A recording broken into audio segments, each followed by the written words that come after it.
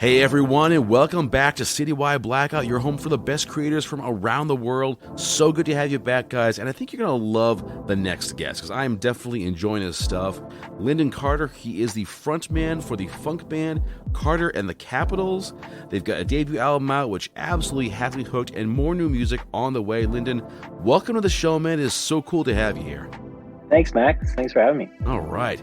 Now, one thing I read that I definitely want to talk about is you guys are working on a new album. You put out a new single, Lovely, Lovely, Lovely, which we'll talk about in a bit. But what can folks expect from the next album? Yeah, I mean, it's going to be coming up 4 years since we put out our debut record in 2019, which we recorded primarily in Vancouver, Canada, and had a great experience working with Ben Kaplan there.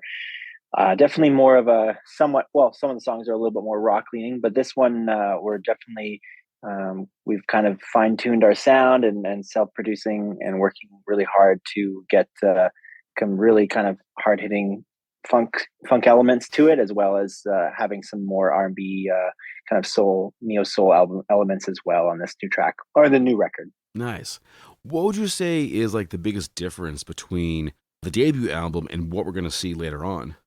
Yeah, I think we've just all grown as musicians. We toured the record across Canada. We definitely are tighter as a band. We've been a band for a while, since 2016, when we all met at university. But I think we just have a better understanding of playing together, better understanding of what the sound we want to create, and then really kind of using our influences, which are quite varied in the different members. And I think you can hear cohesiveness of everything, but also still hear the influences of a varying, a wide array of genres as well in this record. So, yeah, still a wide, ranging kind of sound, but I think we've locked in, especially on the groove. So that's great. Cool. Any influence that you think comes through above the others? Yeah, I think in terms of artists, so the newest track, Lovely, Lovely, Lovely, very inspired by kind of Luther Vandross, kind of beat, and then also it's definitely kind of it's a more modern sound, of course, but we did a lot of elements that Wendy Carlos and Prince would do, or sorry, not Wendy Carlos, but what Prince would do on kind of his early '80s records, which is having the guitars direct DI'd, so we have like this really spanky sound right through the API, and a lot of elements that are kind of just that early '80s funk sound, but of course still very smooth sounding and definitely has a modern touch to it, but really working on having those the early '80s funk influences on that track. That's what really jumped out of me listening to the debut album was just like the smoothness of it all. Like it was very tight. It's kind of hard to imagine you being like more than that. Yeah, thanks, Max. We're definitely very proud of it, and it's I think we were all like 20 and 21 when we recorded that record, very very proud of it for sure. But this one, I think it just has, I don't know, a little bit more maturity, I think on my end as well, as a vocalist and a songwriter, lyric writer. I think I kind of, even though there's definitely lyrics that might seem a little superficial, I think there's definitely a lot more stronger songwriting going on on this album. Yeah, Oh, on my part. oh, cool. And do you do the writing? We write as a band.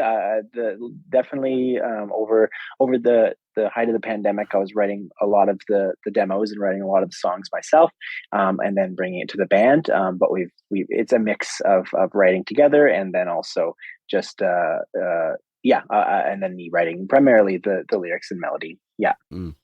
Now, you mentioned earlier that the debut album was out in 2019, and of course, 2020 was the stop of it. It was just the big stopping point for everyone. Did you guys have a lot of plans that had to just get dropped?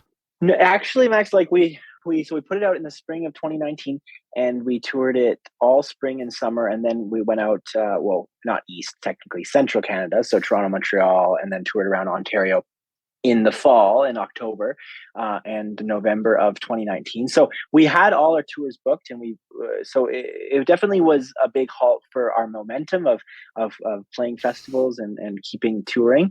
But no large big tours we had to cancel, which we felt very lucky about. And we were actually starting to work on the second record that in 2020, which we're hoping to put out this year.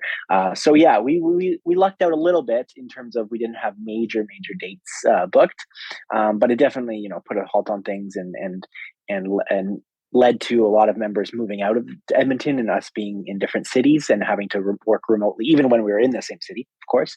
Yeah, so it definitely put a damper on things, but we made it work, which I'm really proud of. Nice. Yeah, I heard that from so many people that where they had like tours planned or big shows planned, like CD release shows. What was it like for the band to have just to come to this screeching halt after such a really good opening round?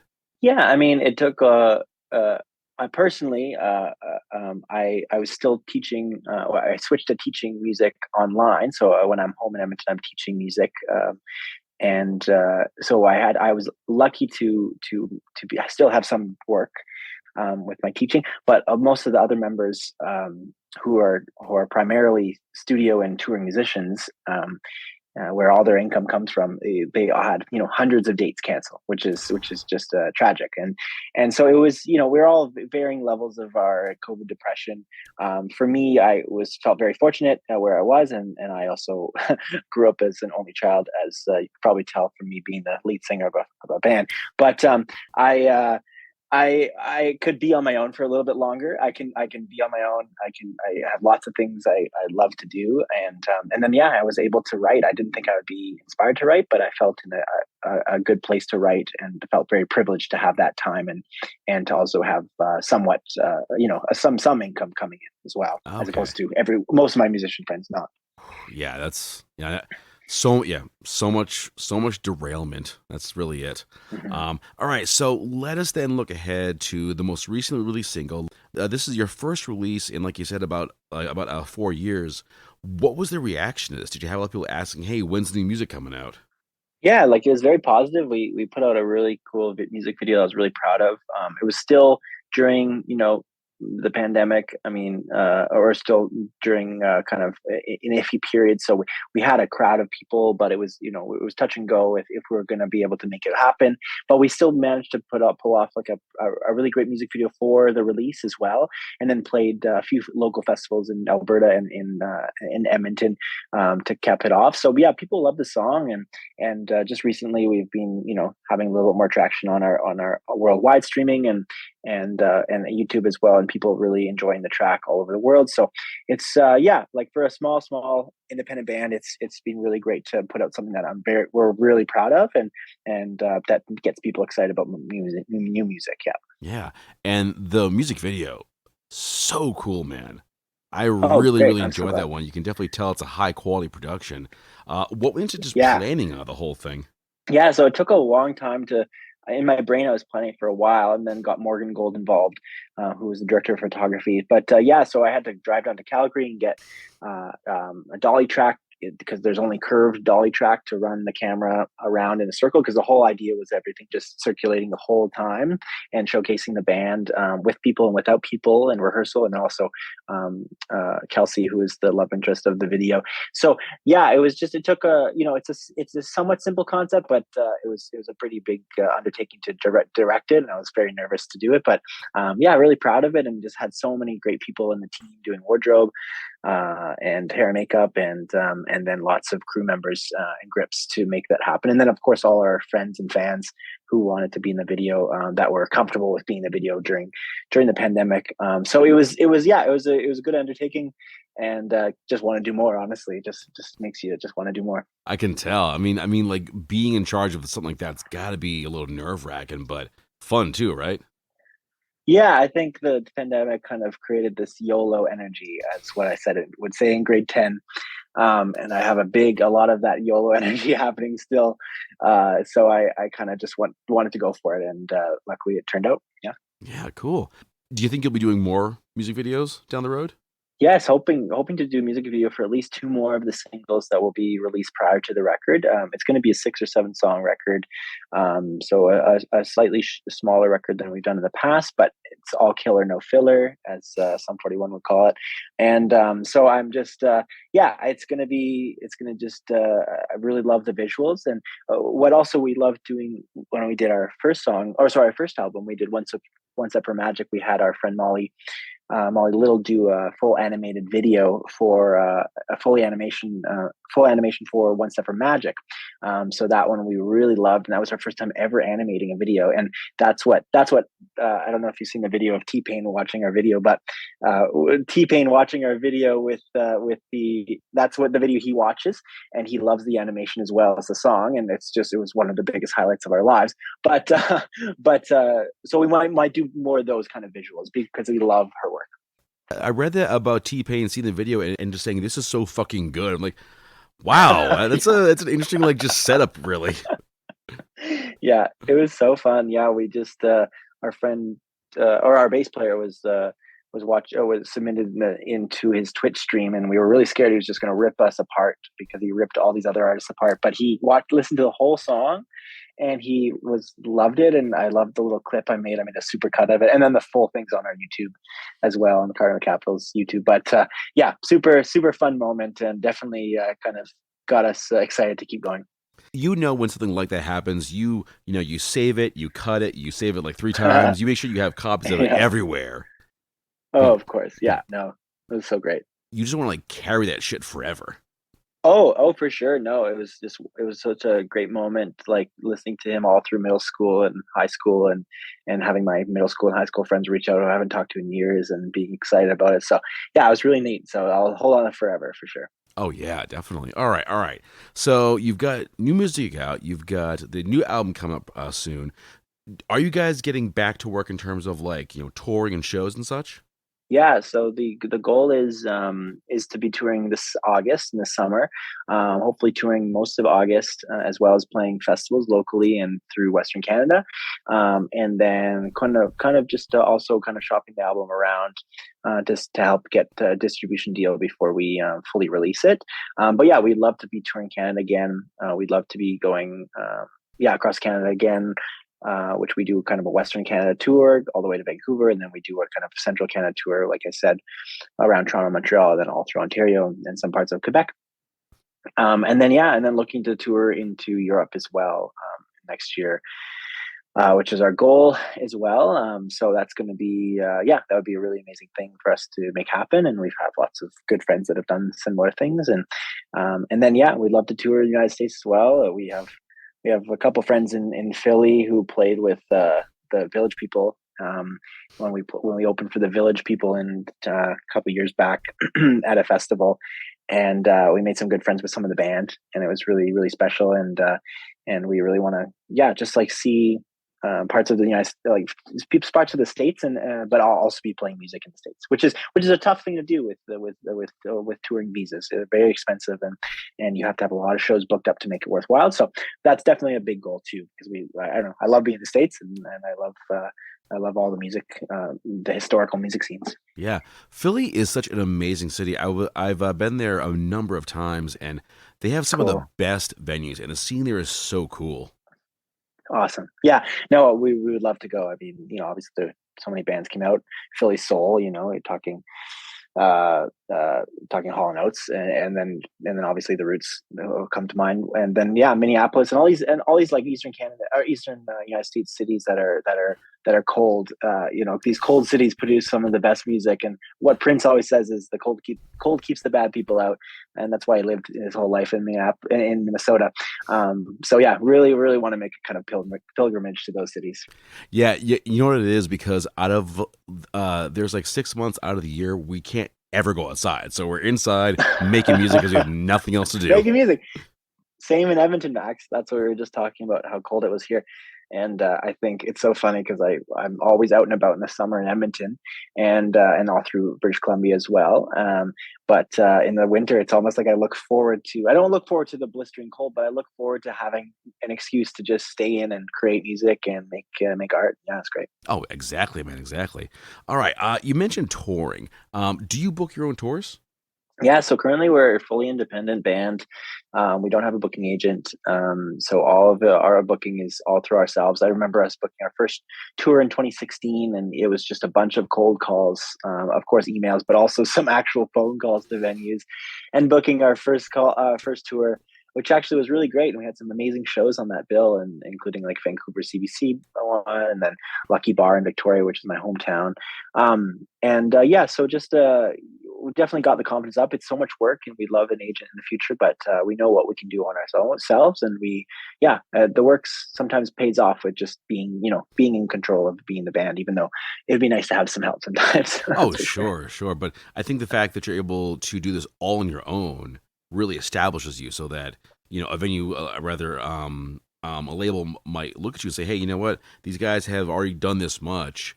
Let's definitely bring them in. It shows like the initiative and the work, which is very key. Totally, yeah. I have so much energy, Max. Like I don't know. I can tell. I feel like I just yeah. I got lots of on the go, which I love to have, and I'm not stopping anytime soon. If I don't have to, because it's the greatest job in the world. Like playing music with your best friends and to cities of, in to like hundreds of people, thousands of people, and sometimes to five people in Peterborough, Ontario. But it doesn't matter. Like we always have a good time. Like it's still special. It's still great. Oh, I can tell, man. I can tell just from the sound, and I would love to see the band live someday. But I can tell Totally. there's an energy and a passion. I'm curious about the origin. How'd you guys all meet up? Yeah, so we all met at university here in Edmonton, Alberta, and we all met at a university called MacEwan University. We all did the music program. All of us kind of have different degrees in music that we got out of them. So some performance degrees and some composition degrees. It's quite a jazz heavy school, but also contemporary music. So did a lot of jazz music, played a lot of jazz music, sang a lot of jazz music because I was a vocal major. And we all met at MacEwan. Two of us, I'm from Victoria. Our guitarist Eric Wildman's from Chilliwack, BC, near Vancouver. And then we have Sam Mulaney. Sam Maloney is from Edmonton, and Eric Doucette is from Edmonton as well, but born in Quebec. And yeah, so we've all kind of just met here, and we've been here ever since, and it's been great. Cool. All right. Um, First show ever. Where'd you guys play, and how did it go? First show ever was November 23rd, 2014, actually, at a bar called Bohemia. I remember every single one of my shows almost. And we were called the Capitals. We weren't Carter and the Capitals then. We were still in school. We were in second year university. So we were in second university. We weren't really touring at all, and we played a bar called Bohemia. And yeah, it was a complete like snowstorm. So there was like maybe like 30 people there. And it was completely white out snowstorm. And yeah, I remember that gig. I think there's a photo, and I have the poster. I made the poster. So I remember that gig. And then the next show was a Carter and the Capital show at the same venue, but we had like close to 100 people there for that one. And that was a great time. And I think my mom also was in town for that as well. In Edmonton, so that was a really special show, and then those were the first shows that we did, and we played and had some funk elements, some rock elements. It was a slightly different band for sure. Man, those 30 people at the first show, diehard fans, right? Die Hard, just nice friends, honestly, just Yeah. good friends from university, and two of my high school friends from Victoria actually came to that show, who were in Edmonton going to school, going to the University of Alberta. So I remember they were there, so that was really nice of them.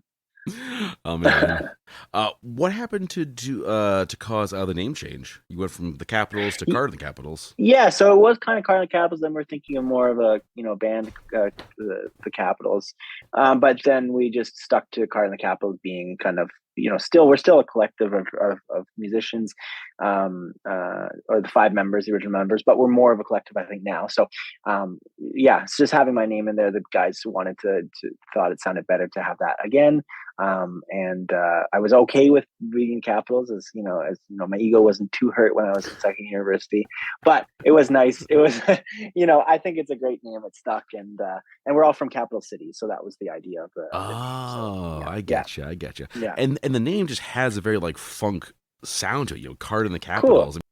totally, yeah, yeah, and it's still like we still do the writing together, but yeah, but it also leads to having other members involved in the band when we tour or play certain shows. So it does make sense a lot now to have that Yeah, because it's more of a collective these days, and which is of great. course, alliteration always helps. Always a good idea.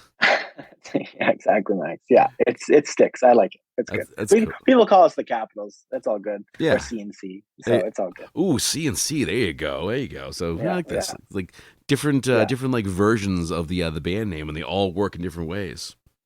for sure. I There see you what you go. did there. All right.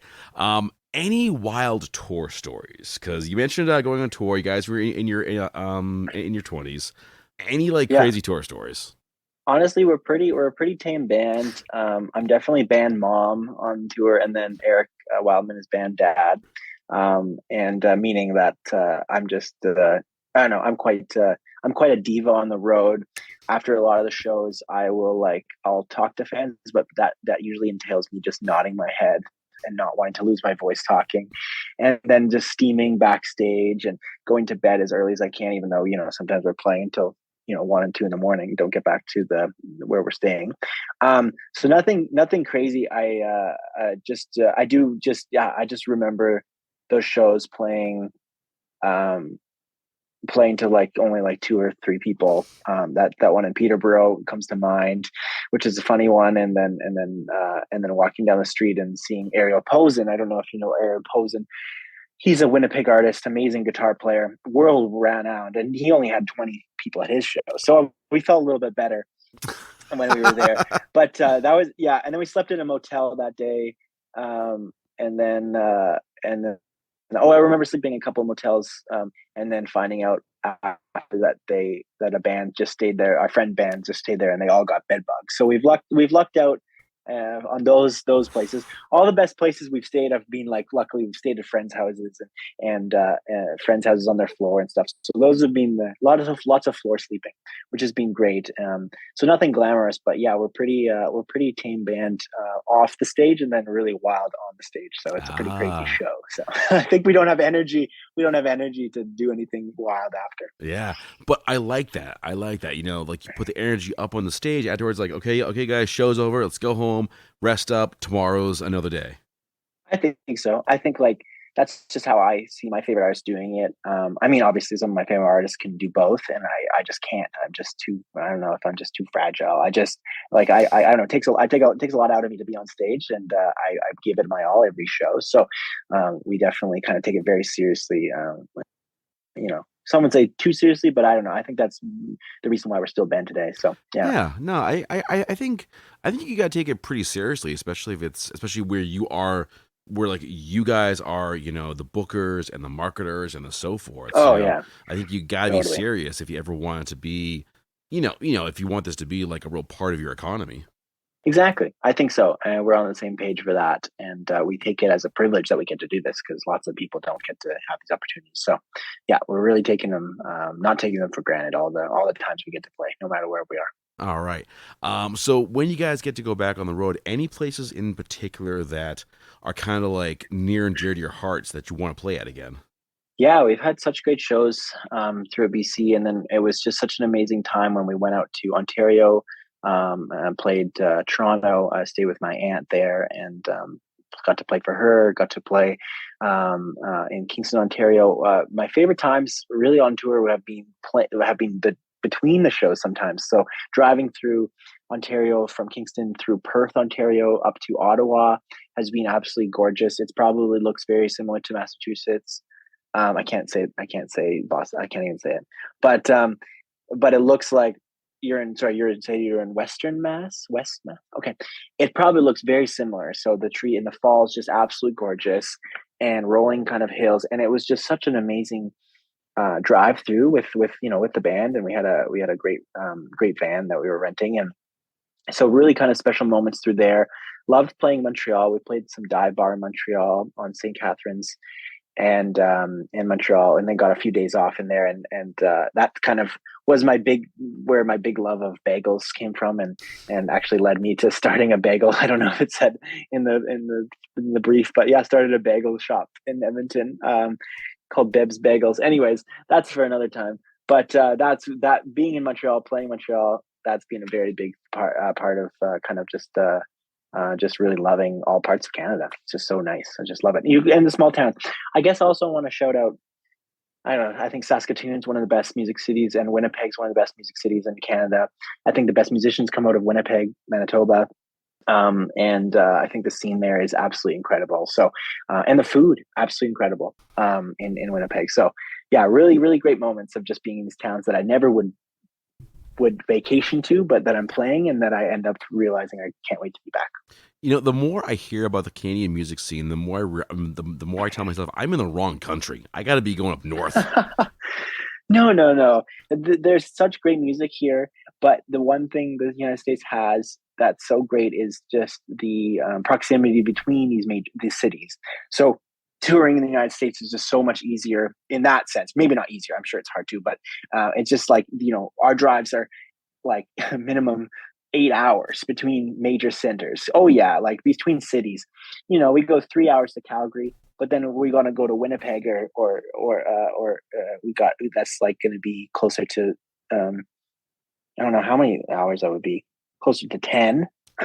But yeah, and then we're going to oh yeah, no, closer to 14. So we would have to go, Saskatoon, and then for 5 hours, and we get in Saskatoon, then 8 hours from Saskatoon to Winnipeg, and then from Winnipeg to Ontario. That's why we fly to Ontario, because Winnipeg to the next like major kind of center. I don't even know what it would be. Maybe Thunder Bay, Ontario. You're talking like hours and hours. So it's just there's great music cities, but there's few cities, so it's hard to Yeah. tour. Yeah. Comparatively, you could go from Boston to New York in about 3 hours, and then New York to Wow. Philly in, I'm gonna say 5 or 6, depends on how fast you go, and Yeah. then you've got everything kind of like in between that with like the venues in Rhode Island, which has a lot of great Oh, venues, for sure. I and bet. Connecticut has some good ones too. So yeah, just within that, like I think it's like a 400-mile radius, you've got just a ton of venues. So wow, you are not kidding Amazing. around there. No, and that's why we'd love to tour the states once we get our visas. Like we would just absolutely love to hit all those places, and I'm sure the people like are just very supportive of the music scenes there. Providence would absolutely love you guys. I can say that. Okay, Providence would Providence, Rhode absolutely Island. love. Oh yeah, there's so many great venues there. It's definitely a very Okay, like artsy city. It's very. I mean, I don't think it's got a particular sound, but I know they would definitely love you guys. Absolutely. amazing. Okay, done. We'll get there. So we'll put it on our radar. There you go. That's There you awesome. go. When you Sweet man. when you're touring, who does the driving? We all split the driving. So Oh, all probably four. Well, our drummer doesn't drive. He doesn't have a license. So well, four of us, which is so funny. He's the drummer, and we're driving around. But four of us all drive. So yeah, we all split it. I can only do maybe like 4 hours before I get sleepy. And so yeah, I'm lucky. Yeah, everyone's great driver, and we can do those long drives across Canada, no problem. okay, so one thing I definitely want to ask about is, along with Carter and the Capitals, you've also got a solo career in the Americana genre, which could not be any more different from what you're doing with the Capitals. Which came Yeah. first? Oh yeah. So I mean, all through high school, I was playing in bands, and these were more primarily like pop and rock bands. And that's kind of my original sound of playing music and singing and playing with a guitar in front of me. And it wasn't until when I moved to music school and moved to Edmonton that I really kind of got really into more soul, R&B, jazz, funk. Listened to lots of traditional funk, Ohio Players, the Barkays, and then listened to D'Angelo all the time. And because not growing up with that music at all in Victoria on the island, so that was really cool. And that's what started kind of my love for that kind of music, and then led me to less guitar playing, playing singer songwriter stuff, and more, falsetto, high Prince influence music where I'm shaking my butt on stage, and it's very kind of a flamboyant sound and show. So that's very new. And then so back to like Americana and even some country influences is somewhat new as well, but also just going back to just singing songwriting with my acoustic guitar has been a really, really nice kind of exercise, and has led to a lot of gigs around the province, and me playing with my pedal steel player and my guitar player, going down to Calgary a lot. It's just playing as Lindon Carter and just writing a little bit more personally about songs, and really enjoying that kind of aspect of things too. Yeah. But definitely less booty shaking. Less booty shaking, a lot more sitting down. Definitely still a rock and roll show. I played the Edmonton Folk Fest this year, and it was still played some of my rockier songs. So I still can rock out with that band, which is awesome. And I play a guitar on every song, which is really fun to have a guitar in front of me. A little less, it's less dancing. It's just a different kind, I guess. Yeah, I get you. Do you feel like there's any kind of crossover between the Americana and Carter and the Capitals?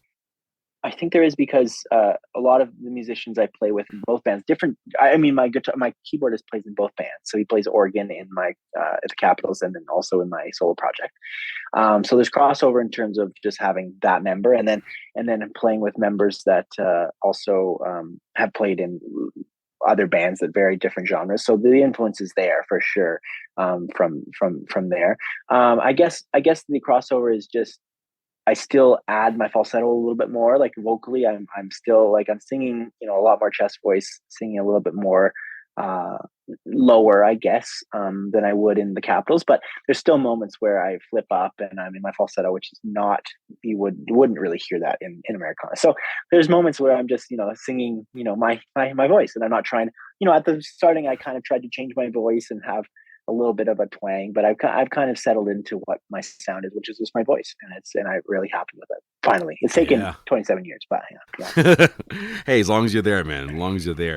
Do you ever find yourself kind of like slipping into the like Americana stuff when you're doing Carter? Oh, no, I'm pretty like, literally, it's just like, it's like muscle memory. Like when I hadn't played for 2 years, and then we were playing a festival at the Capitals. Like I was just going, it just kind of switched on. It was just like a complete shift of like, having the confidence, all the stuff, and having the voice. And I mean, actually, it took me a while to get back to that caliber of singing, and actually had to go through some ups and downs of that vocally, of not using that part of my voice. But that being said, no, it kind of switches. It's kind of like a character persona that I get to just flip on, which is really nice, because that's not who I am really. Oh, really? Person. So like Carter on stage and Carter off stage are two very different people? Yeah, I mean, I'm Lindon Carter off stage, and then Carter on the stage, and it's just I'm still myself, of course. It's a part of me that's a little bit more confident, and like I said, flamboyant, and eccentric, and I'm a little bit more, not totally, but I'm definitely more reserved in my day to day. Pretty chill. Cool. Yeah. All right, man. So we talked a bit about the new album set to come out later on this year. Mhm. Anything else that you are really on your to-do list for 2023? Yeah, honestly, Max, it's just doing more of the same, really focusing on the writing, and being really proud of the music before we put it out, not feeling rushed to put it out, because it's on our own time. There's no label telling us what to do. But then, of course, looking at trying to get some support for that, for the release. And just, I don't know, just doing more of the same of what we're doing, which is making music that we're really proud of, and using, and kind of just using our using our influences in the best way we can, and also trying to have our own sound as well, and not just fully copying our idols, as as four white guys playing funk and soul music do. So it's just trying our best to have our own sound and as well, and then hopefully get back on the road. Those are the big goals: is getting back on the road and playing music to the world, or to the world, to Canada, and then eventually the world. So it's those are some of the goals for this year. But definitely more the same, and just settling in and being really kind of proud of our work, and not being so anxious about what's going on around us, and just focusing on ourselves. Well, you should be proud, man. This is some really high quality stuff. And Thanks, Max. All right. Well, Lindon, man, thank you so much for joining me. I appreciate it. And for the folks at home, you want to know more about the band, you go to carterandthecapitals.com. Follow them on Spotify, their socials, all that jazz. And definitely looking forward to the new album later on this year. Thanks, Max. Hi, this is singer Kate Eppers, and you're listening to Citywide Blackout.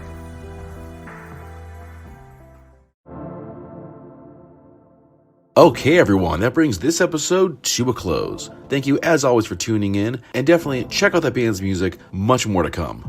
You can follow the show on Facebook under Citywide Blackout, and Twitter and Instagram under Citywide Max. Get at me at citywidemax@yahoo.com, and check the show out wherever you find your favorite podcast, as well as every Saturday at 10 p.m. on Boston Free Radio. To close things out, enjoy the funk pop sounds of Lovely, Lovely, Lovely, a preview of sorts for the band's future releases. That's all for now, and I'll see you next time.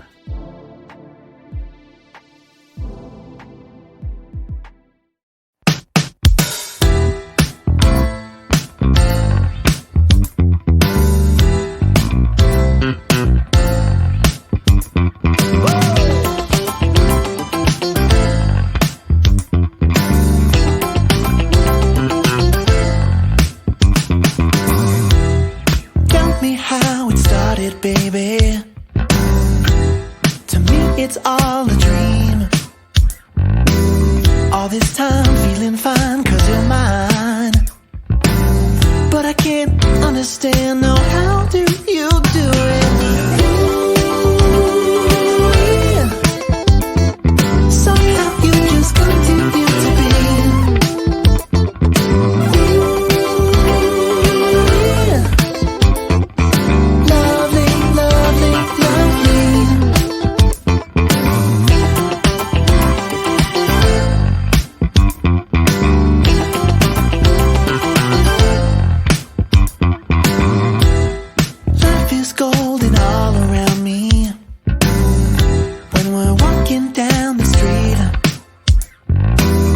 Said a prayer, you were there, now you care. But I can't understand, no, how do you do it?